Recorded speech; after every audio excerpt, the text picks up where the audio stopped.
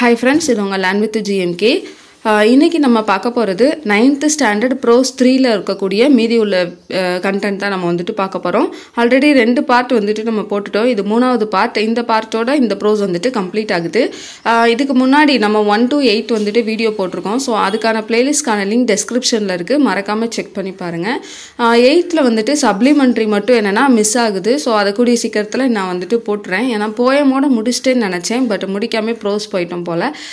நான் அதை வந்துட்டு கண்டிப்பாக சப்ளிமெண்ட்ரியை வந்து நம்ம இந்த ப்ரோஸ் 9th ப்ரோஸ் எல்லாமே கம்ப்ளீட் பண்ணி முடிக்கையும் 8th சப்ளிமெண்ட்ரி வந்துட்டு நம்ம பார்த்துடலாம். அண்ட் தென் இந்த வீடியோ டிஎன்டெட் எஸ்டிடி எக்ஸாமுக்கு நீங்கள் ப்ரிப்பேர் பண்ணுறீங்க அப்படின்னா உங்களுக்கு ரொம்பவே ஹெல்ப்ஃபுல்லாக இருக்கும். வேறு ஏதாவது டவுட் இருக்குது அப்படின்னா நீங்கள் வந்துட்டு கமெண்ட்டில் போடுங்க. அண்ட் தென் நம்ம போட்டதில் 2 வீடியோ மட்டும் பிளேலிஸ்ட்டில் மிஸ் ஆகும். ஸோ சீக்கிரமாக நான் அந்த வீடியோஸை வந்துட்டு அந்த பிளேலிஸ்ட்டில் ஆட் பண்ணிடுறேன். ஓகேவா? இப்போ நம்ம இந்த வீடியோவில் பார்க்க போகிறது டிபெண்டன்ட் கிளாஸஸில் உள்ள அந்த எக்ஸசைஸ் தான் பார்க்க போகிறோம். நேற்று வீடியோவில் நம்ம டிபெண்டன்ட் கிளாஸஸ்னால் என்ன, இண்டிபெண்டன்ட் கிளாஸ்னால் என்ன அதெல்லாமே பார்த்தோம். ஸோ இந்த வீடியோவில் இதோட எக்ஸசைஸ் பார்த்துட்டு நம்ம ஃபைனைட் வெர்ப், நான் ஃபைனைட் வெர்ப் வந்துட்டு பார்க்கலாம். ஓகேவா? ஸோ ஃபஸ்ட்டு இதில் என்ன சொல்லியிருக்காங்க அப்படின்னா டிபெண்டன்ட் கிளாஸஸும் ஃப்ரேசஸும் கண்டுபிடிக்க சொல்லியிருக்காங்க. ஸோ டிபெண்டன்ட் கிளாஸஸ் அப்படின்னாலே நம்ம நேற்று சொல்லியிருந்தோம் எதை வந்துட்டு, அதாவது மெயின் கிளாஸை சார்ந்து வரக்கூடியது. டிபெண்டன்ட் கிளாஸஸ் அப்படிங்கிறது தனியாக வந்துச்சுன்னா ஒரு மீனிங்ஃபுல்லாகவே இருக்காது. அது எப்போ மெயின் கிளாஸஸோடு சேர்ந்து வருதோ அப்போ தான் அந்த டிபெண்டன்ட் கிளாஸஸ்க்கு ஒரு கம்ப்ளீட் மீனிங் வந்துட்டு கிடைக்கும் அப்படின்னு சொல்லி பார்த்துருந்தோம். ஸோ அந்த விதத்தில் ஃபஸ்ட்டு பார்த்தீங்கன்னா டெக்ஸ்டிங் ஆன் ஹிஸ் ஃபோன் அப்படிங்கிறது டிபெண்டன்ட் கிளாஸ். ஓகேவா? Texting on his phone, the men swerved into a ditch. So texting on his phone அப்படிங்கிறது இங்கே வந்துட்டு டிபெண்டன்ட் கிளாஸா.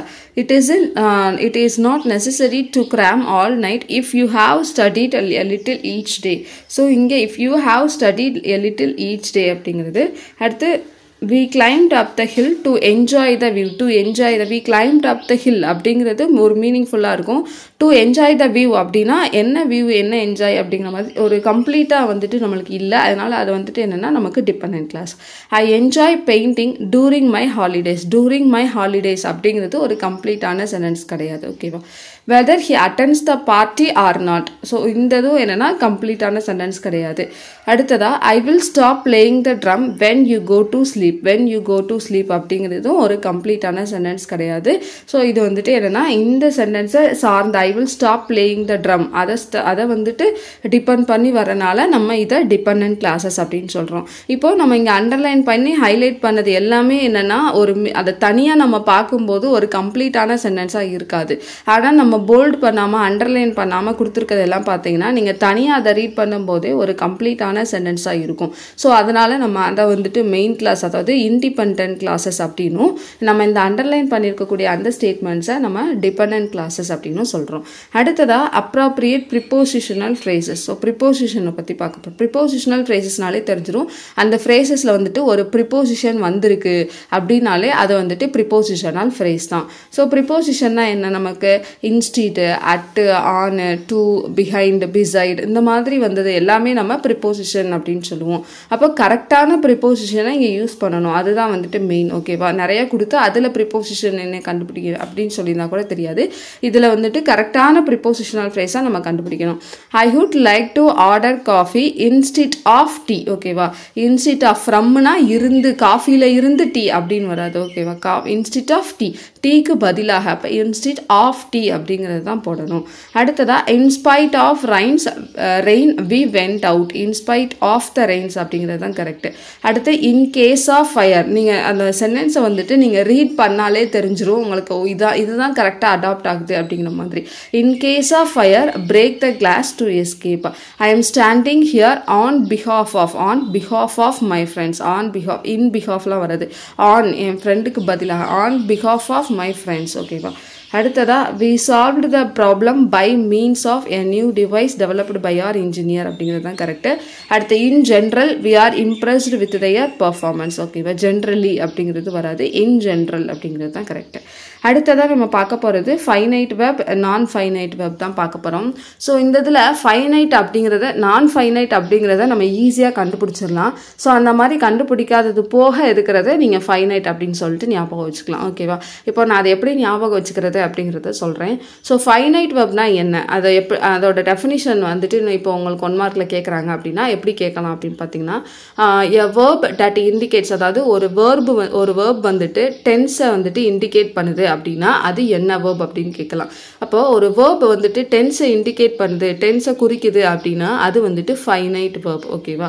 அடுத்து அது சப்ஜெக்ட்டுக்கு ஏற்ற மாதிரி ஒரு வேர்ப் மாறுது அப்படின்னாலும் அது ஃபைனைட் வேர்ப். ஓகேவா? ஸோ 2 இருக்குது. ஒன்று டென்ஸுக்கு ஏற்ற மாதிரி வேர்ப் மாறுது, இன்னொன்று சப்ஜெக்ட்டுக்கு ஏற்ற மாதிரியும் என்னென்னா மாறுது அப்படின்னா அதுதான் நமக்கு finite verb. So finite verb அப்படிங்கிறது டென்ஸையும் சப்ஜெக்டோட அந்த நம்பர்ஸையும் என்னென்னா நமக்கு வந்துட்டு மாற்றுது அப்படிங்கிறாங்க. இப்போ எக்ஸாம்பிள்ஸ் என்னென்னு பார்த்தீங்கன்னா, Arun invited Suresh to his daughters birthday. Her friends presented the girl with a toy. His friend presented a watch. So இந்த மாதிரி நார்மலாக ஒரு சென்டென்ஸாக வர்றதை வந்துட்டு நம்ம ஃபைனைட் வெர்ப் அப்படின்னு சொல்லுவோம். ஓகேவா? ஜஸ்ட் இதை பார்த்துக்கோங்க. இப்போ நீங்கள் நான் ஃபைனைட் பார்த்ததுக்கு அப்புறமா உங்களுக்கு ஃபைனைட் வந்துட்டு ஈஸியாக ஃபைண்ட் அவுட் பண்ணிடலாம். அடுத்ததாக நான் ஃபைனைட் வெர்ப். இந்த நான் ஃபைனைட் வெர்பை நமக்கு இன்னொரு பேர் இருக்கு, வெர்பல் அப்படின்னு சொல்லலாம். ஓகேவா? வெர்பல் வெர்ப் அப்படின்னு கூட வச்சுக்கோங்க. ஸோ நான் ஃபைனைட் வெர்புக்கு இன்னொரு பேர் என்ன அப்படின்னா வெர்பல். இது வந்து பார்த்தீங்கன்னா வெர்பை வந்துட்டு டெஸ்கிரைப் பண்ணுற விதமாக வரும். வெர்பை வந்துட்டு நமக்கு டெஸ்கிரைப் பண்ணுற விதமாக வரும். இது எந்த டென்ஸையும் இண்டிகேட் பண்ணாது. சப்ஜெக்ட் அது மாதிரி என்னென்னா சப்ஜெக்ட்டுக்கு ஏற்ற மாதிரி அந்த வேர்பு வந்துட்டு மாறாது. ஸோ சப்ஜெக்ட்டுக்கு ஏற்ற மாதிரி வேர்பு மாறலை அப்படின்னா அது நான் ஃபைனைட் வேர்ப். ஓகேவா? இந்த நான் ஃபைனைட் வேர்பை 3 இது இருக்குது. ஸோ அந்த 3 இதை எப்படி சொல்லலாம்னா, ஒன்று ஜெரண்ட், இன்னொன்று இன்ஃபைனிட்டிவ், இன்னொன்று பார்ட்டிசிபிள். ஓகேவா? ஜெரண்ட், இன்ஃபைனிட்டிவ், பார்ட்டிசிபிள் இந்த 3மே எதோட டைப் அப்படின்னா நான் ஃபைனைட் வெர்போட டைப் தான் ஜெரண்ட், இன்ஃபைனிட்டிவ், பார்ட்டிசிபிள் அப்படிங்கிறது. இந்த பார்ட்டிசிபிள் பார்த்தீங்க அப்படின்னா நமக்கு ப்ரெசன்ட் பார்ட்டிசிபிள், பாஸ்ட் பார்ட்டிசிபிள் அப்படின்னு சொல்லிட்டு கொடுப்பாங்க. நம்ம ஆல்ரெடி டென்ஸ் வீடியோவில் டேபிள்லாம் போட்டிருந்தேன். ஸோ அந்த டேபிள்லாம் பார்த்தவங்களுக்கு தெரிஞ்சிருக்கும் ப்ரெசன்ட் பார்ட்டிசிபிள்னா என்ன, பாஸ்ட் பார்ட்டிசிபிள்னா என்ன. பார்ட்டிசிபிள்னாலே நமக்கு ஐஎன்ஜி வந்துட்டு சேர்ந்து வந்துடும். அப்போ ப்ரெசன்ட் பார்ட்டிசிபிள்னா என்ன, நம்மளுக்கு ப்ரெசென்ட்டில் நடக்கிறது. பாஸ்ட் பார்ட்டிசிபிள்னா என்ன, ஆல்ரெடி முடிஞ்சது, அப்போ அதோட ஐஎன்ஜி வந்திருக்கு அப்படின்னா அது பாஸ்ட் பார்ட்டிசிபிள். ஓகேவா? ஸோ இந்த மாதிரி 3ஆ வந்துட்டு நான் ஃபைனைட் வேர்பை பிரிக்கிறாங்க. இந்த நான் ஃபைனைட் வேர்பில் எந்த சப்ஜெக்ட்டுமே இருக்காது. அது மட்டும் இல்லாமல் டென்ஸுக்கு ஏற்ற மாதிரி அந்த வேர்பு மாறாது. ஸோ அது வந்துட்டு நம்ம ஆல்ரெடி பார்த்தது தான். ஓகேவா? இந்த நம்ம ஆல்ரெடி சொன்ன மாதிரி 3 தான் பிரிச்சிருக்கிறாங்க. இந்த 3 இதுக்கும் எக்ஸாம்பிள்ஸ் கொடுத்துருக்காங்க பாருங்க. ஜெரண்ட் அப்படின்னா ஈஸியாக எப்படி கண்டுபிடிக்கலாம்னா, அது சப்ஜெக்டில் வரும், இல்லை சப்ஜெக்டில் மட்டும் வராது, நிறைய இடத்துல வரும், ஐஎன்ஜி சேர்த்து வரும் முக்கியமாக. ஓகேவா? ஸோ ஐஎன்ஜி சேர்த்து வந்திருக்கு அப்படின்னா அது வந்துட்டு ஜெரண்ட். இந்த இடத்துல ப்ரெசன்ட் பார்ட்டிசிபிளை ING, walk plus ING, walking, present பார்ட்டிசிபிளை போட்டிருக்காங்க. இது ஒரு பெயர் சொல்லா யூஸ் பண்ணியிருக்காங்க. ஓகேவா? Walking is a healthy habit. Present பார்ட்டிசிபிளை நவுனா யூஸ் பண்ணியிருக்காங்க இந்த இடத்துல. ஓகேவா? அடுத்ததா இன்ஃபைனிட்டிவ்ல ரொம்ப முக்கியமானது நம்ம டு வாக். டு வந்து அதுக்கு அடுத்து நம்மளுக்கு அந்த வேர்ப் வந்திருக்கு அப்படின்னா நம்ம ஈஸியாக அது வந்துட்டு இன்ஃபினிட்டிவ் தான் அப்படின்னு சொல்லி நம்ம கண்டுபிடிச்சிடலாம். ஓகேவா? அடுத்ததா ப்ரெசன்ட் பார்ட்டிசிபிள் அப்படிங்கும்போது மை வாக்கிங் ஷூ. ஸோ இந்த இடத்துல ஓகேவா மை வாக் ப்ளஸ் ஐஎன்ஜி அப்படின்னு வந்திருக்கா. ஸோ ஜெரண்ட்லையும் ப்ரெசன்ட் பார்ட்டிசிபிள் வந்திருக்கு. அது வந்து எப்படி வந்திருக்கு, நம்மளுக்கு ஒரு சப்ஜெக்டாக வந்திருக்கும், இல்லைனா நம்மளுக்கு காம்ப்ளிமெண்ட்டாக வரும். அதை கீழே டீட்டெயிலாக பார்க்கலாம். ஓகேவா? ஸோ இந்த மாதிரி ஃபர்ஸ்ட் வந்துட்டு வந்திருக்குது நம்ம ஜெரண்ட்னு சொல்கிறோம். இந்த இடத்துல அதாவது there are my walking shoe, இந்த மாதிரி டென்ஸ் நம்ம நிறையா இதுக்கு முன்னாடி எக்ஸாம்பிள்ஸ்லாம் பார்த்துருப்போம்ல, ப்ரெசன்ட் டென்ஸ், ஃபியூச்சர் டென்ஸ்லாம் படிக்கும்போது. ஸோ அந்த மாதிரி நடுவில் வந்துட்டு வருது அப்படின்னா இது வந்துட்டு நம்ம ப்ரெசன்ட் பார்ட்டிசிபிள் அப்படின்னு சொல்லலாம். ஓகேவா? இந்த இடத்துல ப்ரெசன்ட் பார்ட்டிசிபிள் வந்துட்டு வந்திருக்கு. அது எப்படி வந்திருக்கு அப்படின்னா அட்ஜெக்டிவாக வந்திருக்கு.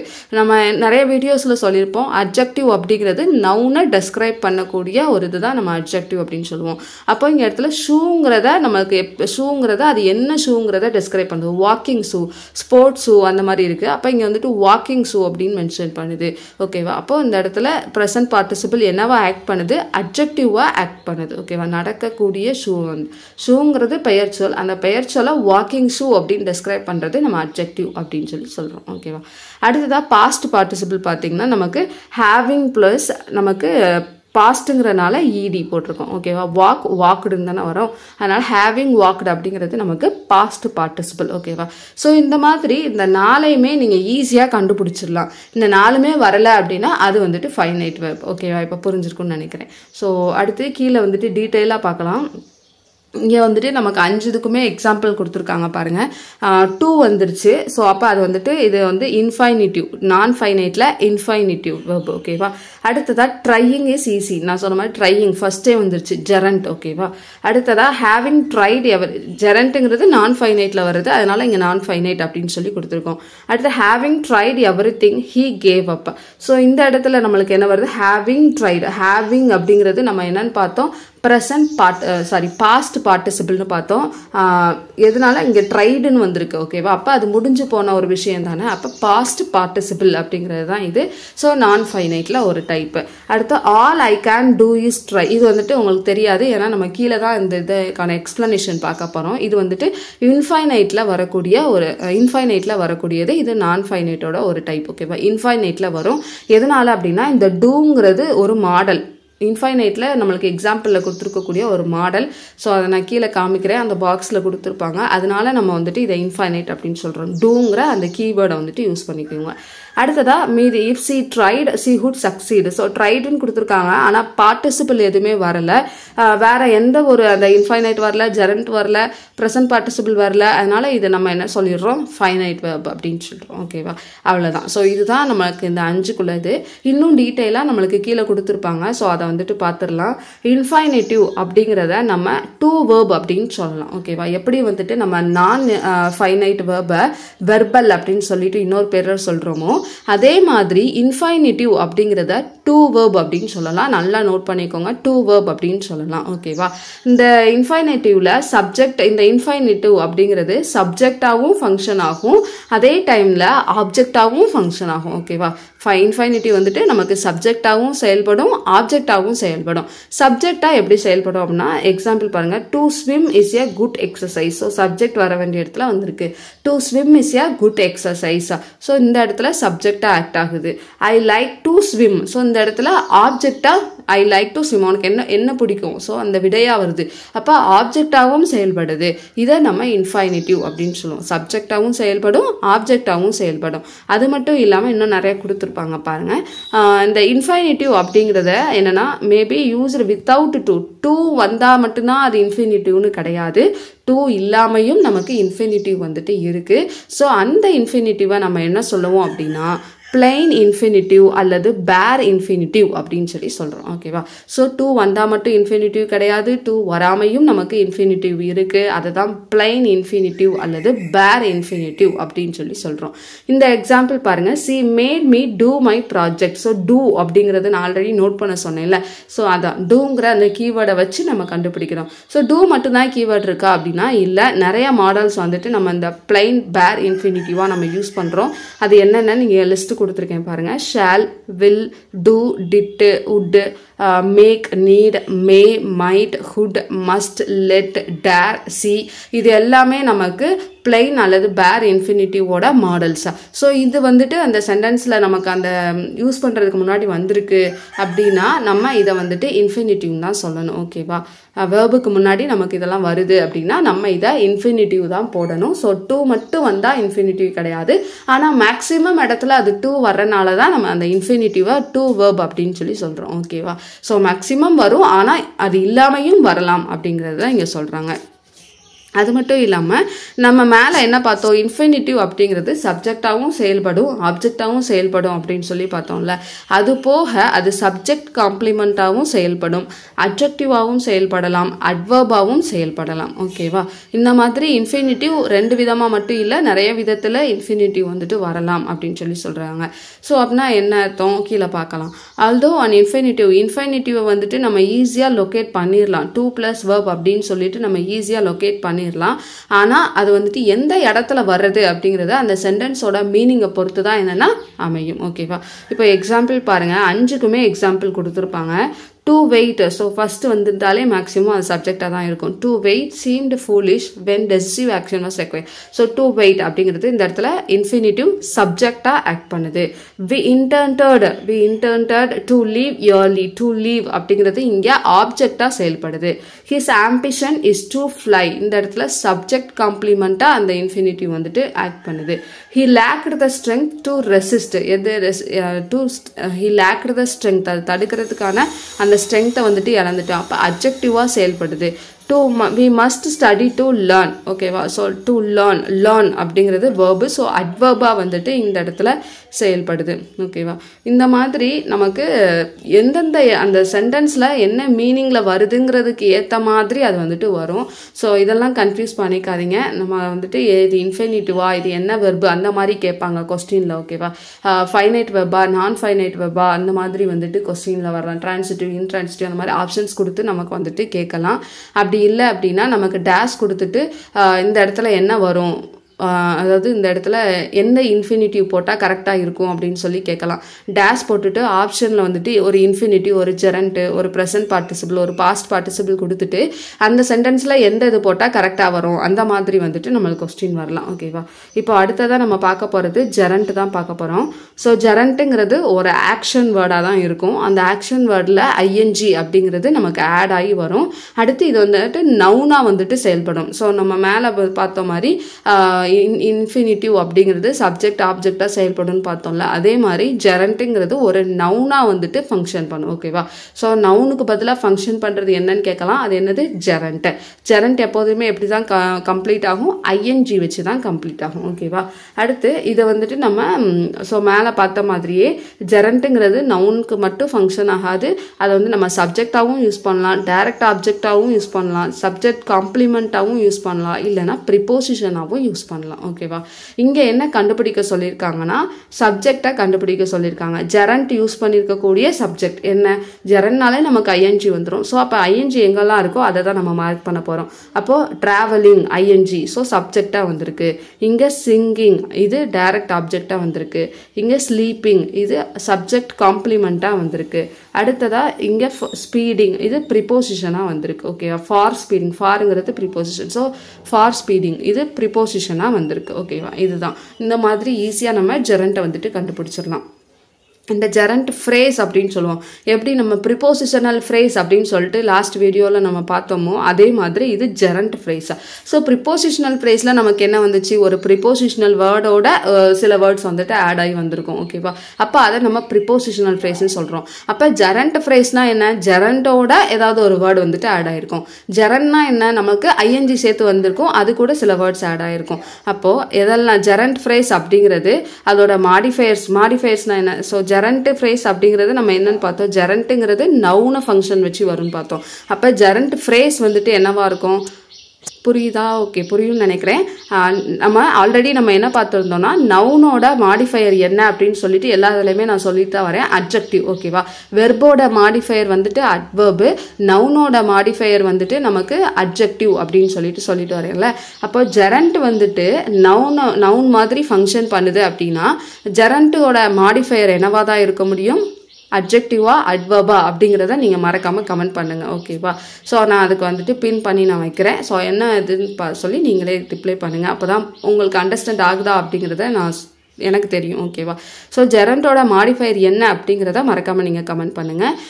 Consist of okay. So gerund phrase அப்படிங்கிறது ஜெரண்ட் ஃப்ரேஸோட மாடிஃபயர்ஸோட வரலாம், ஆப்ஜெக்டோட வரலாம், இல்லைனா காம்ப்ளிமெண்ட்டோட வரலாம் அப்படின்னு சொல்கிறாங்க.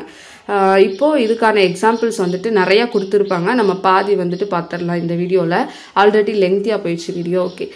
ஸோ இந்த இடத்துல பார்த்தீங்கன்னா இந்த அஸ்ட்ரானட்ஸ் இந்த மாதிரி தான் கொடுப்பாங்கன்னு நான் சொல்ல வந்தேன் டெஸ்ட்டில். இந்த மாதிரி ஒரு சென்டென்ஸ் உங்களுக்கு கொடுத்துட்டு இந்த டேஷ் மட்டும் அவங்க கொடுக்காம வச்சுக்கலாம். ஓகேவா? டேஷ் மட்டும் கொடுக்காம நீங்கள் வந்துட்டு 4 ஆப்ஷன் கொடுத்து அதை ஃபில் பண்ண சொல்லலாம். To complete, completing, having completed, அந்த மாதிரி 4 ஆப்ஷன்ஸ் கொடுத்து உங்களை ஃபில் பண்ண சொல்லலாம். அதுதான் இது பண்ணணும். ஓகேவா? ஸோ அந்த மாதிரி ஃபில் பண்ண சொல்லும்போது என்ன பண்ணலான்னு பாருங்கள். The astronauts managed to complete their training in record time. So அந்த இடத்துல எப்படி வந்துட்டு கம்ப்ளீட் போட்டாங்க? இதுக்கு வந்துட்டு சின்ன க்ளூ வந்து வச்சுருக்கேன். நான் அந்த க்ளூவை வந்துட்டு நீங்கள் அப்ளை பண்ணி பாருங்கள். ஓகேவா? ஃபஸ்ட்டு நீங்கள் பார்க்க வேண்டியது என்னென்னா இங்கே என்ன டென்ஸ் வந்திருக்கு அப்படிங்கிறத பாருங்கள் ஓகேவா. ஸோ மேக்ஸிமம் நம்மளுக்கு பாஸ்ட் டென்ஸில் வந்துச்சு அப்படின்னாலே நமக்கு என்னவாக தான் இருக்கும் அப்படின்னா அது ஒரு இன்ஃபினிட்டிவாக தான் இருக்கும். அண்ட் தென் ப்ரிப்போசிஷன் வந்திருக்கா அப்படிங்கிறத பாருங்கள். நம்மளுக்கு ப்ரிப்போசிஷன் வந்தாலே அங்கே என்ன தான் நம்ம யூஸ் பண்ணணும்னு பார்த்தோம், ஜெரண்ட் தான் யூஸ் பண்ணணும் அப்படிங்கிறத பார்த்தோம். இதுக்கு மேலே முக்கியமாக நீங்கள் ஃபஸ்ட்டு என்ன செய்யணும் அப்படின்னா அந்த சென்டென்ஸை ரீட் பண்ணணும். அந்த சென்டென்ஸை ரீட் பண்ணும்போதே உங்களுக்கு வந்துட்டு தெரிஞ்சிரும் அது வந்துட்டு நடந்துக்கிட்டு இருக்கக்கூடிய ஒரு சென்டென்ஸ் அப்படின்னா, அதாவது இப்போ நடந்துக்கிட்டு இருக்கு அப்படி தொடர்ந்து நடந்துகிட்டு இருக்கு அப்படின்னா அங்கே நீங்கள் என்ன யூஸ் பண்ணணும் அப்படின்னா ஜெரண்ட் தான் யூஸ் பண்ணணும் ஓகேவா. அது ஆல்ரெடி வந்துட்டு கம்ப்ளீட் ஆயிடுச்சு இல்லை இனிமேல் நடக்க போகுது அப்படிங்கிற மாதிரி இருந்துச்சுன்னா அங்கே நீங்கள் வந்துட்டு இன்ஃபினிட்டிவ் யூஸ் பண்ணிக்கலாம் ஓகேவா. ஸோ அந்த மாதிரி தான் இப்போ astronauts managed to complete their training in record time. Record டைமில் அஸ்ட்ரானட்ஸ் வந்துட்டு அவங்க என்ன பண்ணணும் அந்த ட்ரைனிங்கை மேனேஜ்டுன்னு வந்துருச்சு. ஸோ கம்ப்ளீட் பண்ணணும் ஓகேவா, கம்ப்ளீட் பண்ணியிருக்கணும் அப்படிங்கிற மாதிரி மீனிங் வருது. அப்போ டு கம்ப்ளீட் அப்படின்னு சொல்லி போடுறோம். இன்னொரு எக்ஸாம்பிள் பாருங்க. The best astronaut almost quite trying to learn the complex information.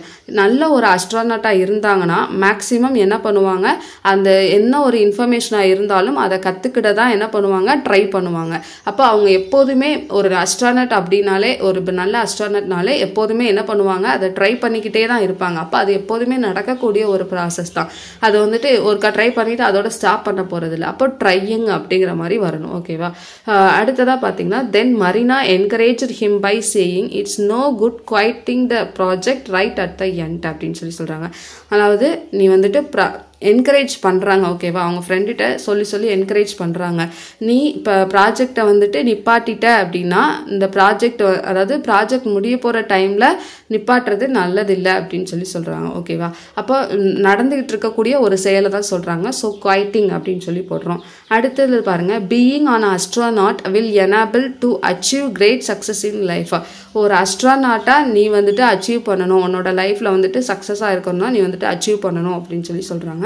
So achieve to achieve will அதாவது வில்லுங்கிற இது வந்துடுச்சு. இந்த வில்லுங்கிறது நம்ம வந்துட்டு ஆல்ரெடி நம்ம எங்கே பார்த்துருந்தோம் அப்படின்னா அந்த பிளெயின் பேர் இன்ஃபினிட்டிவ்ல நம்மளுக்கு அந்த பாக்ஸில் வந்துட்டு பார்த்துருந்தோம். அப்போ அந்த பாக்ஸ் வந்திருக்கா, அந்த வேர்டு வந்திருக்கானும் நீங்கள் வந்துட்டு பார்க்கணும். வில்லுங்கிறது நமக்கு அதில் கொடுத்துருக்கக்கூடிய வேர்டு. அப்போ இங்கே நம்ம என்ன தான் யூஸ் பண்ணணும், இன்ஃபினிட்டிவ் தான் யூஸ் பண்ணணும். அந்த மாதிரி சின்ன க்ளூ வச்சு நீங்கள் வந்துட்டு பார்த்துக்கோங்க இது இன்ஃபினிட்டிவா இல்லை இது ஜெரண்டா அப்படிங்கிறது ஓகேவா. ஸோ ஈஸியாக நம்ம வந்துட்டு கண்டுபிடிச்சிடலாம். முதல் நீங்கள் பார்க்க வேண்டியது அந்த பிளெயின் அல்லது பேர் இன்ஃபினிட்டிவ் வந்திருக்கா, ப்ரிப்போசிஷன் வந்திருக்கா அப்படிங்கிறத பாருங்கள். பிளைன் அல்லது பேர் வந்திருந்துச்சு அப்படின்னா அது வந்துட்டு இன்ஃபினிட்டிவ். உங்களுக்கு ப்ரிப்போசிஷன் வந்துருச்சு அப்படின்னா அது வந்துட்டு நம்மளுக்கு ஜெரண்டா வந்துட்டு இருக்கும் ஓகேவா. இப்போ ப்ரிப்போசிஷன் யூஸ் பண்ணியிருக்கதை நான் ஒன்று காமிக்கிறேன். ஸோ நீங்கள் ரீட் பண்ணிக்கோங்க. ஆன் அப்படிங்கிறது வந்திருக்கா. ஸோ ஆன் அப்படின்னு வந்துச்சுன்னா அது ப்ரிப்போசிஷன். ப்ரிப்போசிஷனுக்கு அப்புறம் நமக்கு எப்போதுமே என்ன தான் வரும், ஜெரண்ட் தான் வரும். அப்போ அவங்க வந்துட்டு ப்ரிப்பேரிங் அப்படின்னு சொல்லி போட்டிருக்காங்க ஓகேவா. ஸோ இந்த மாதிரி நீங்கள் சின்ன க்ளூஸ் வச்சு நீங்கள் மேலே நம்ம கொடுத்துருக்க டீட்டெயில்ஸை வச்சு பார்த்தாலே ஈஸியாக வந்துட்டு போட்டுடலாம் ஓகேவா. அவ்வளோதான். ஸோ இந்த இடத்துல ட்ராவலிங் அப்படிங்கிறது என்ன வரும், நமக்கு ஜெரண்டா வந்துட்டு வரும். அடுத்து இங்கே ரிஸ்கிங் அப்படிங்கிறது நமக்கு ஜெரண்டா கொடுத்துருக்காங்க. அவ்வளோதான் ஃப்ரெண்ட்ஸ். அடுத்து லாஸ்ட்டாக ஒரே ஒரு பாயிண்ட் என்ன அப்படின்னா என்ன கேட்டிருக்காங்கன்னா which planet are the astronauts heading to the first. So first astronauts அந்த லெசன் படி கொடுத்துருக்காங்க ஓகேவா. ஃபஸ்ட்டு அஸ்ட்ரானட்ஸ் போன அந்த பிளானட் வந்துட்டு என்ன, அதில் வந்துட்டு இன்ஃபினிட்டிவ் ஆட் பண்ணுங்க அப்படின்னு சொல்லி கொடுத்துருக்காங்க 4 ஆப்ஷன் கொடுத்து. ஸோ இந்த லெசன் படி நமக்கு வந்துட்டு மார்ச் 18 மார்ச் தான் வரும். ஸோ மார்ச் இன்ஃபினிட்டிவ்னா நம்ம வந்துட்டு டூ வந்துட்டு யூஸ் பண்ணணும். ஸோ இங்கே வந்துட்டு 2 வேர்ட்ஸ் அப்படின்னு போட்டுருவாங்க. 2 வேர்ட்ஸ் எல்லாம் ஒன்று தான். மார்ச் நோக்கி போனாங்க, அப்போ 2 போடணும், இல்லைனா அதுக்கு பதிலாக இங்கே 2 வேர்ட்ஸ் அப்படிங்கிறத கொடுத்துருக்காங்க ஓகேவா. அவ்வளோதான். ஸோ இதோட இந்த லெசன் வந்துட்டு முடியுது நமக்கு. அடுத்த வீடியோவில் நம்ம அடுத்த ப்ரோஸ் 4 வந்துட்டு பார்க்கலாம். 17 ஆரஞ்சஸ் அப்படிங்கிற இந்த ப்ரோஸை வந்துட்டு நம்ம பார்க்கலாம். வேறு ஏதாவது டவுட் இருக்குது அப்படின்னா கமெண்ட் பண்ணுங்கள்.